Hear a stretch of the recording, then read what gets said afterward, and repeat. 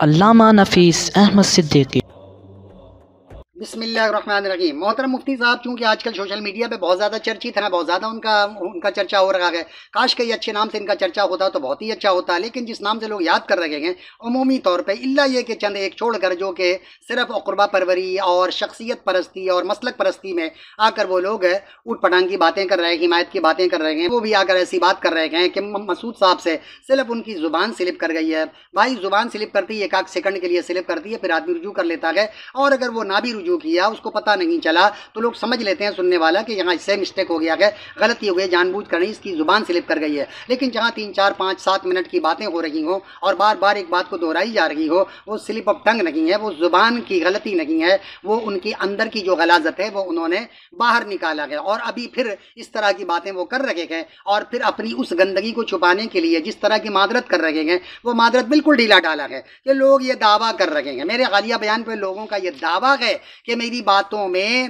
بے ادبی جھلکتی ہے۔ تو مسعود صاحب، آپ کی باتوں میں بے ادبی جھلکتی نہیں ہے، 100% بے ادبی اس کے اندر موجود ہے۔ اب آپ خود بتائیں، اپنے ویڈیو کو بار بار آپ خود سنیں، پتہ تو چل گیا ہے آپ کو خود بھی، لیکن چونکہ اب کیسے آپ ایکسیپٹ کریں، اپنی بات کو غلط کہنا آپ کے لیے اتنا مشکل ہو رہا ہے، اور اللہ کے کلام کو کتنی ڈھٹائی کے ساتھ آپ نے کہا کہ 100% گرامری اور ظاہری غلطی ہے، بولو بولو، اور دوسروں کو بھی بلوا رہے ہیں اور ان کو باور کرا رہے ہیں کہ سمجھ میں آئی کہ نہیں آئی، سمجھ میں آئی کہ نہیں آئی، یعنی ان سے بھی اگلوانا چاہتے ہیں، اور پھر کہہ رہے ہیں کہ یہاں پہ علماء کرام بیٹھے ہوئے ہیں، ان کو پتہ ہے جو کچھ میں کہہ رہا ہوں۔ اب یہ پتہ چلا کہ وہاں کوئی بھی ایک عدد عالم تو دور کی بات ہے، کوئی لکھا پڑھا انسان بھی نہیں بیٹھتا، یہ جاہلوں کی ٹولی وہاں بیٹھی ہوتی ہے۔ اگر ایک عالم بھی وہاں بیٹھا ہوتا تو اسی وقت آپ کا منہ جا کر بند کر دیتا کہ کیا اس منہ سے گند اگل رہے ہیں۔ آپ نے تو مرزا صاحب کو کہا کہ ان کو منہ کی بواسیر ہے، اور آپ یہ 5 7 منٹ سے منہ سے یہ گندگی نکال رہے ہیں کہ اللہ کے نبی چونکہ لکھنا پڑھنا نہیں جانتے تھے تو وہی لکھواتے تھے، تو وہاں بھی کوئی گرامری اور ظاہری غلطی ہو جاتی تھی، تو آپ کو اس لیے پتہ نہیں چلتا تھا کہ آپ بالکل لکھے پڑھے نہیں تھے، اس وجہ سے پتہ نہیں چلتا تھا، اور صحابہ کرام کو بھی پتہ نہیں چلا، وہ بھی گویا ان پڑھ اور جاہل تھے، نعوذ باللہ۔ وہی لکھوائی جا رہی ہے، آپ کی کوئی تقریر نہیں لکھی جا رہی ہے، وہی لکھی جا رہی ہے، اور اس غلطی کو صحابہ کرام کو بھی پتہ نہیں چلا، اور حضور پاک ایسے لوگوں کو معمور کرتے تھے کہ جن کو عربی گرامر، عربی کتابت اور عربی باتوں سے کوئی ان کو سروکار نہیں تھا، نعوذ باللہ ثم نعوذ باللہ۔ کوئی کاتبین وحی گویا ایک ان پڑھ لوگوں کی ٹیم تھی جو کہ اللہ کی آخری کتاب لکھی جا رہی ہے۔ تو یہ سارے بکواسات آپ کے ہیں، یہ کوئی ایسی بات تو نہیں کہ کوئی اپنی طرف سے لا کر آپ کے منہ میں ڈال رہا ہے، یا آپ کی طرف کوئی منسوب کر رہا ہے، یا آپ کے اپنے جملے ہیں، بار بار سنیں، سننے کے بعد آپ دیکھیں کیا ہے، غلطی ہے کہ نہیں ہے۔ یہ چند لوگ، وہ لوگ کہ جو کہ صرف قربہ پروری میں جانتے ہیں، شخصیت پرستی کے عادی ہیں، یا پھر اپنے ہم مسلک کی وجہ سے آپ کی حمایت کر رہے ہیں، تو آپ سمجھ رہے ہیں کہ ہم سے تو کوئی غلطی نہیں ہے، اتنے بڑے بڑے مفتی ہمارا ساتھ دے رہے ہیں، وہ مفتی اپنا جہنم کا راستہ ہموار کر رہے ہیں۔ کہا آپ نے گئے، آپ کو چاہیے کہ صدق دل سے توبہ کریں، کہیں کہ جو کچھ ہم نے کہا ہے وہ 100% غلط ہے، اور اللہ کا کلام کروڑوں فیصد پاک اور بے عیب ہے، اس میں کوئی خامی اور کوئی کوتاہی نہیں ہے۔ پھر آپ نے ایک اور بلنڈر کر دیا ہے، آئیے وہ بات میں آپ کے سامنے پیش کروں۔ انہوں نے ان کی ایک ویڈیو میری نظر سے گزری، اس میں کیا ہے، سورہ توبہ، پہلے ان کے ویڈیو جو کچھ انہوں نے کہا، ان کے لفظ کو میں دہرا رہا ہوں، پھر آپ کو ویڈیو سناؤں گا تو آپ کو پتہ چلے گا کہ جو کچھ میں نے کہا ہے اس ویڈیو کو سمجھنے میں آپ کے لیے آسانی ہو جائے گی، ایک لفظ کا بھی اس میں ہیر پھیر نہیں ہوگا۔ آئیے کیا فرماتے ہیں اپنی ویڈیو میں۔ سورہ توبہ سے پہلے جو بسم اللہ نہیں ہے نا، کیوں نہیں ہے؟ لوگ کہتے ہیں کہ اس میں جنگ ہے، جہاد ہے، نا اصل وجہ یہ نہیں ہے، اصل وجہ یہ ہے کہ سورۃ الانفال نازل ہوئی، سورہ توبہ نازل ہوئی، نبی نے کاتب وحی سے کہا کہ سورہ توبہ کو سورۃ الانفال کے بعد لکھو۔ صحابی کہتے ہیں کہ میں کنفیوز تھا کہ یہ نئی صورت ہے یا سورۃ الانفال کا حصہ ہے، اس لیے میں نے بیچ میں بسم اللہ نہیں لکھی، سمجھ نہیں آ رہی ہے، سمجھ میں آ رہی ہے، یعنی یہ جملہ طارق مسعود صاحب اپنے عوام کو کہہ رہے، سمجھ میں آ رہی ہے بات۔ کاتب وحی کہتے ہیں میں نے بیچ میں بسم اللہ اس لیے نہیں لکھی کہ میں کنفیوز تھا غور کریں، کاتب وحی کہہ رہے ہیں کہ رسول پاک نے کہا کہ آپ سورۃ الانفال کے بعد اس کو لکھو، لیکن میں اس بات میں کنفیوز تھا کہ آیا سورہ توبہ سورۃ الانفال کا حصہ ہے یا یہ الگ سے ایک سورت ہے، میں اس بارے میں کنفیوز تھا۔ اور حضور پاک موجود ہیں، بنفس نفیس موجود ہیں، لیکن حضور پاک سے انہوں نے سوال نہیں کیا۔ کیا فرماتے ہیں آپ سنیے، لکھی کہ میں کنفیوز تھا کہ یہ سورۃ الانفال ہی ہے یا نئی سورت ہے۔ یہ کنفیوژن جب دور ہو جائے گی، ابھی کنفیوز تھے، انہوں نے کہا کہ جب کنفیوژن دور ہو جائے گی تو ہم بیچ میں بسم اللہ لکھ دیں گے، کنفیوژن دور ہو جائے گی تو بسم اللہ ڈال دیں گے۔ نبی دنیا سے چلے گئے، یہ کنفیوز ہی رہے صحابہ کرام، اور حضور پاک دنیا سے تشریف لے گئے، نبی دنیا سے چلے گئے، صحابی کنفیوز رہے، جملہ سنیں، صحابی کنفیوز رہے، حضور دنیا سے چلے گئے، ابھی تک وہ کنفیوز ہیں۔ انہوں نے بسم اللہ نہیں لکھی، اسی کنفیوژن کی وجہ سے بسم اللہ نہیں لکھی سورہ توبہ کے آگے۔ بعد میں سب کو ثابت ہو گیا کہ یہ نئی صورت ہے۔ بعد میں لوگوں کو پتا چلا، حضور تشریف لے گئے تو بعد میں لوگوں کو پتا چلا کہ یہ نئی صورت ہے۔ اب ذرا ان سے سوال کر لیا جائے کہ جناب والا بعد میں لوگوں کو کیسے پتا چلا؟ کیا لوگوں کو الہام ہوا؟ رسول پاک نے تو بتایا ہی نہیں، صحابہ کرام کنفیوز ہی رہے، جو لکھنے والے جن کو ڈائریکٹ حضور بتا رکھے گئے، نہ حضور کو حضور نے لکھوایا نہ صحابہ کرام کو پتا چلا۔ اب یہ تیسرا کہاں سے آ گیا جس نے آ کے بعد والے لوگوں کو بتایا کہ یہ نئی صورت ہے؟ بعد والوں کو پتہ چل گیا، کیا بعد والوں کو وہی نازل ہوئی ہے؟ لہذا یہ ہمارے مسعود صاحب پہ وہی نازل ہوئی ہوگی کہ وہ حضور نے بتایا نہیں، صحابہ کرام بھی کنفیوز تھے اور بعد والوں کو پتہ چلا۔ تو اب یہ گویا فرماتے ہیں بعد میں سب کو ثابت ہو گیا کہ یہ نئی صورت ہے، مجال ہے کوئی بسم اللہ بیچ میں ڈال دے۔ اب یہ دیکھیں تعریف کا انداز دیکھیں ان کا کہ بعد میں مجال ہے کہ کوئی اب بسم اللہ اس کے اندر ڈال دے، ڈالنا چاہیے تھا، بسم اللہ وہاں رہ گیا، ڈالنے سے چھوٹ گئی ہے بسم اللہ لکھنا وہاں پہ، اب کسی کی مجال نہیں ہے کہ بسم اللہ اس میں ڈال دے، یعنی ڈالنا چاہیے تھا۔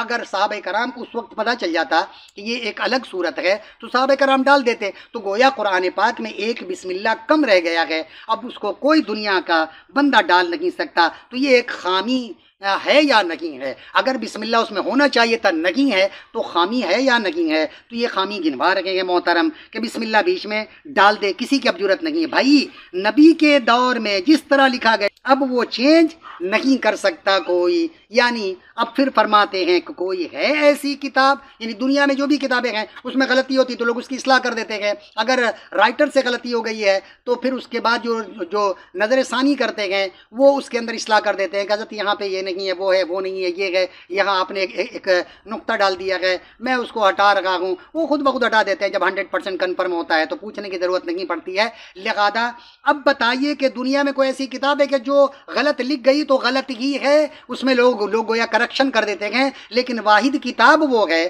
قرآن پاک جس میں جو لکھ گیا ہے بس من وعن ویسا ہی رہے گا، اس میں رد و بدل کرنے والا کوئی نہیں ہے۔ اب آئیے ان کی ویڈیو کو آپ خود سن لیجئے، اب آپ کو بہتر طریقے سے سمجھ میں آ جائے گی ان کی باتیں۔ سورہ توبہ سے پہلے جو بسم اللہ نہیں ہے نا، کیوں نہیں ہے؟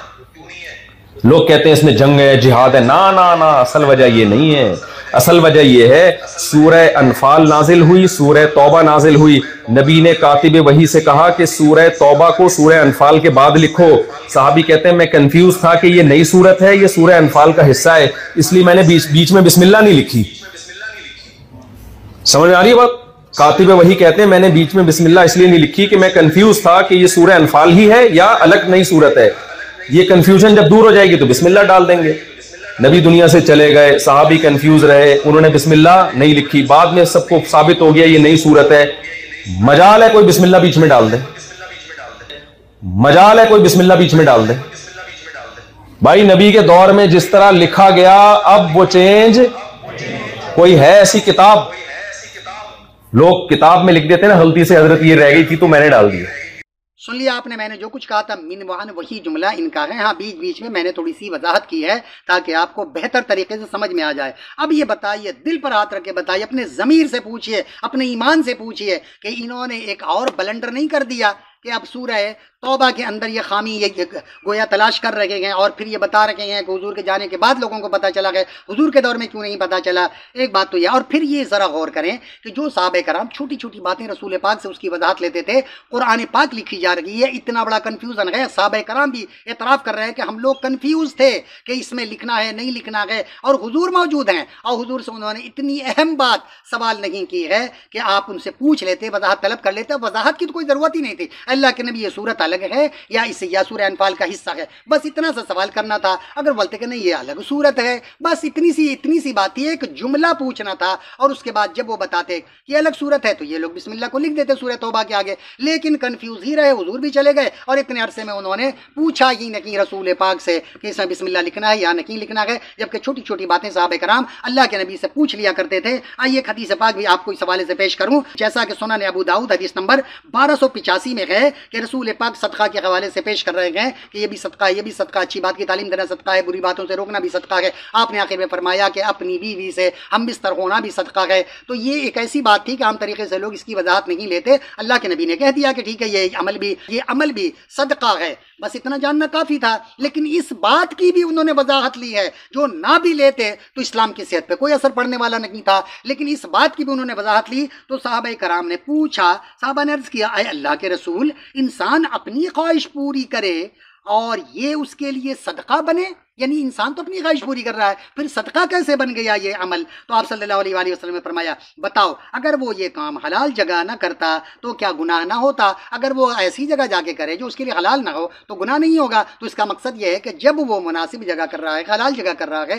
تو پھر اس کا ثواب بھی ہے. تو بتائیے کہ یہ سوال ایسا ہے کہ جو عام طریقے سے ہم لوگ اپنے استاد سے بھی نہیں پوچھیں گے، شرمائیں گے. اور اس بات کا، اس کے مقابلے میں یہ بات کروڑوں گنا زیادہ اہمیت کا حامل ہے. اور صحابہ کرام کنفیوز بھی ہیں، ان کے ذہن میں خلفشار بھی ہے، لیکن وہ حضور پاک سے نہیں پوچھے. حضور پاک دنیا سے چلے گئے اور پھر اس کے بعد ان کو پتا چلا. اب آئیے اللہ تعالیٰ سورہ بقرہ آیت نمبر 2 میں اللہ تعالیٰ کیا فرما رہا ہے؟ ذالک الکتاب لا ریب فیہ ھدی للمتقین. خود اللہ تعالیٰ کیا فرما رہے؟ اس کتاب میں شک نہیں ہے، کوئی شک و شبہ نہیں ہے. اور یہ غلطیاں نکال رہے ہیں بیٹھ کر قرآن پاک کے اندر. یہ جاہل مفتی سے ذرا کوئی پوچھے کہ اس کا معنی پھر کیا بنے گا؟ اس کتاب میں کچھ شک نہیں ہے، راہ بتلاتی ہے کن لوگوں کو؟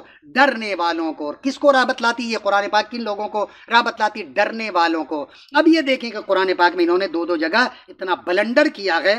اب ڈر ان لوگوں کے لیے جو لوگ ڈرتے ہیں، ان کو یہ قرآن پاک سے ہدایت ملتی ہے. اب اس کے اوپر اگر آپ غور کریں گے کہ جو انہوں نے بکواسات کیے گئے اس پہ کتنے سوالات ابھرتے گئے. کہ صحابہ کرام سوال نہیں کیا، کیوں نہیں کیا؟ اتنا اہم کتاب ہے، قیامت تک رہنے والی کتاب ہے، اس پر سوال کیوں نہیں کیا کہ اللہ کے نبی یہ الگ صورت ہے یا اسی کے ساتھ ہے؟ لہذا یہ سوال نہ کرنا ان کو بھی بہت بڑی غلطی ہے. چلیں انہوں نے سوال نہیں کیا، اللہ کے نبی نے نہیں بتایا، انہوں نے سوال نہیں کیا، اللہ تعالیٰ نے کیوں نہیں بتایا؟ ایک بسم اللہ اتنا اہم جملہ ہے، اس بسم اللہ کا کو لکھنے میں اس میں کمی رہ گئی ہے، نہیں لکھا گیا ایک صورت کے ساتھ.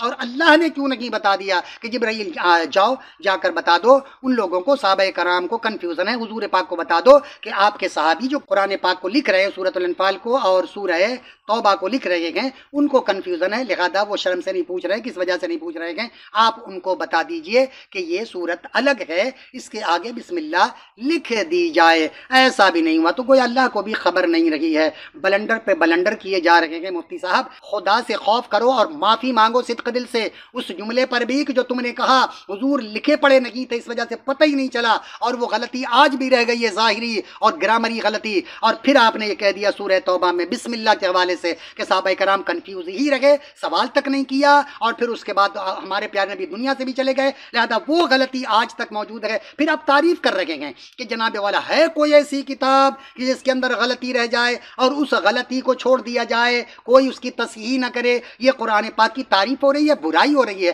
کہ جو غلطی رہ گئی وہ آج بھی غلطی ہے. دنیاوی کتاب کی تو تصحیح ہو جاتی ہے، لیکن اللہ کے کلام کی تصحیح کوئی نہیں کر سکا. لہذا وہ غلطی آج تک موجود ہے. یہ ہر ذی شعور انسان اس بات کو اچھی طرح سمجھ سکتا ہے. آپ قرآن پاک کے بارے میں اسی طرح کی باتیں کر رہے ہیں، یہ بات رہ گئی، وہ بات رہ گئی، اور اس میں گرامری غلطی ہے، اس میں ظاہری غلطی ہے، اس میں بسم اللہ لکھنا صحابہ کرام بھول گئے، بلکہ حضور پاک نے بتایا نہیں، صحابہ کرام کنفیوز ہی رہ گئے، حضور دنیا سے چلے گئے. لہذا وہ آج تک وہ مسٹیک آج تک موجود ہے. اب کسی کو جرأت نہیں ہے کہ اس مسٹیک کو دور کر دے. تو یہ آپ تعریف کر رہے ہیں یا قرآن پاک کی آپ گویا غلطیوں کی نشاندہی کر رہے ہیں. لہذا اللہ تعالیٰ نے کیا فرمایا؟ ذالک الکتاب لا ریب فیہ، اس کتاب میں کوئی شک و شبہ کی गुंजाइश नहीं, गलती तो बहुत दूर की बात है। लिहाजा आप अपने मुफस्सिरीन कराम की पढ़ लें, तफसीर उस्मानी को पढ़ लें, इसी तरह आप जाके महमूदुल हसन साहब के जो तफसीर उन्होंने जो तर्जमा किया उसको जाकर पढ़ लें, तो आपको पता चलेगा आपका जुमला किसी ने नहीं दोहराया है, आपके अपनों ने भी नहीं दोहराया है। उन्होंने भी जो वजाहत की है उसमें कि कोई एक जुमला आपका उसके अंदर मौजूद नहीं है। पता नहीं आप कहाँ से बकवासात कर रहे हैं, कहीं से कोई सिलसिला बन गया है तो बता दीजिए कि भाई यहाँ से सिलसिला बन गया है, अब जो मैं बकवासात करूँगा वो यकीनन इस्लाम के मनाफी होगा। तो इसलिए मेरी दरख्वास्त है आपसे कि सिद्क़ दिल से अगर ऐसी कोई कहानी नहीं है और यकीन है कि ऐसी कोई बात नहीं होगी, लेकिन आप अपने बातों को उस तरह रुजू नहीं कर रहे हैं जिस तरह करना चाहिए, तो आप अपनी बातों को रुजू करें कि हमसे जो कुछ हमने कहा था उस ग्रामरी गलती के हवाले से और ये सूरह तौबा के हवाले से ये 100% हमारी गलती है।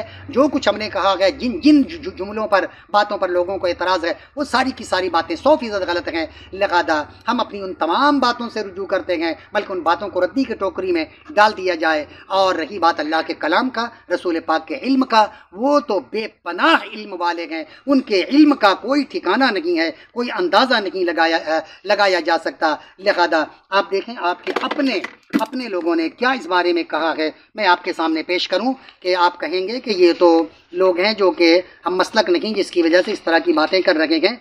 आपके अपने लोगों ने क्या कहा है वो फतवा मैंने अपने पहली तकरीर में भी आप लोगों को सुनाया है।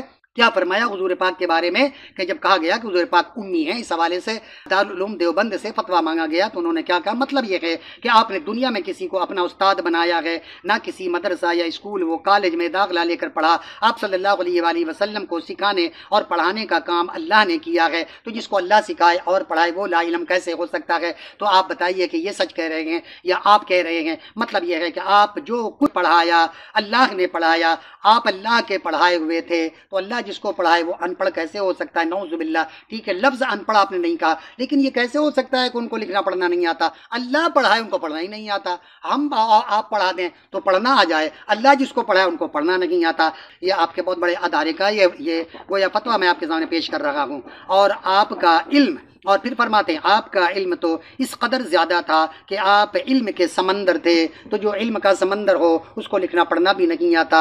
ये दोनों बातें ज़िद्दैन हैं, ज़िद्दैन कभी इकट्ठा नहीं होती, ये मुतज़ाद चीज़ें हैं जो एक साथ हो ही नहीं सकती। आपकी बात मान लिया जाए कि लिखना पढ़ना नहीं आता था, और फिर ये कहते हैं कि वो इल्म के समंदर थे, तो जिसको लिखना पढ़ना नहीं आता इल्म का समंदर कैसे होगा? जो इल्म का समंदर होगा उसको लिखना पढ़ना कैसे नहीं आएगा? फिर ये फरमाते हैं दुनिया व आखिरत में, आखिरत का इल्म हम सबको सिखाया, सिर्फ दुनिया ही का नहीं बल्कि आखिरत का इल्म भी, दुनिया का इल्म भी हम सबको सिखाया है। जो हम सबको सिखाया, आपके मुफ्तियान कराम कह रहे हैं ना, हम सबको सिखाया, तो जो आपके बड़े बड़े दादा परदादा जिन्होंने सिखाया है वही लिखा पढ़ा नहीं जानता और आप उनसे पढ़ के लिखे पढ़े हो गए। ये कैसे हो सकता है? आपसे बड़ा कोई आलिम ना हुआ है ना आइंदा हो सकता है जनाबे वाला। तो उन्होंने भी आखिरकार ये फतवा दिया कि अवामी रद्द-ए-अमल बहुत ख़तरनाक है, इसलिए बता दिया जाए, जो हकीकत है उसका बयान कर दिया जाए। तो मुफ्ती तारिक मसूद साहब, अब आपकी बात मानी जाए, इनकी बात मानी जाए, आपसे बड़ा कोई आलिम ना हुआ है ना आइंदा होगा, ना माजी में कोई था ना मुस्तकबिल में कोई होगा, क़यामत तक कोई नहीं होगा। जिससे बड़ा आलिम कोई नहीं होगा उसी को लिखना पढ़ना नहीं आता। आप जैसे चिरपिट्टी के शुरबे को आप गोया मुफ्ती आदम बने फिर रहे हैं। अल्लाह ताला से हिदायत तलब करें, माफ़ी मांगे, तौबा करें, बल्कि कलमा दिल में पढ़ ले, अवाम के सामने ना सकी क्या कि आपके ईमान का बेड़ा गर्क हो चुका है। कलमा पढ़ें और कहें मेरी बातें सब 100% गलत हैं, झूठ पर मबनी है, अल्लाह का कलाम 100% सच है, बल्कि 1 करोड़% सही है, किसी तरह की कोई गलती नहीं है। वमा अलैना इल्लल बलाग।